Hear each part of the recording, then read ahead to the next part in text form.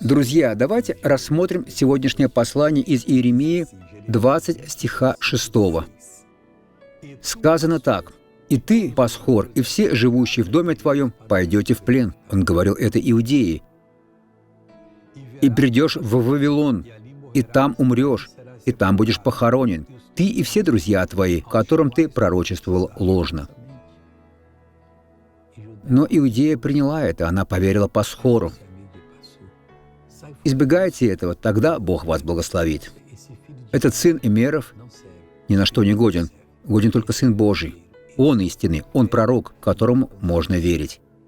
Эмер был священником, а его сын арестовал Иеремию. Пусть Бог вас благословит. Посмотрим на благословленного человека. Я упала.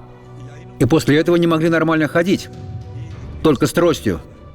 Я ездила в инвалидном кресле, ходила с ходунками на костылях. Пришло время оставить трость, положите ее на плечо. Выходите в проход и походите. Выходите сюда, выходите в проход. Это подиум победы. Идите во имя Иисуса, идите. Не нужно подходить не очень близко.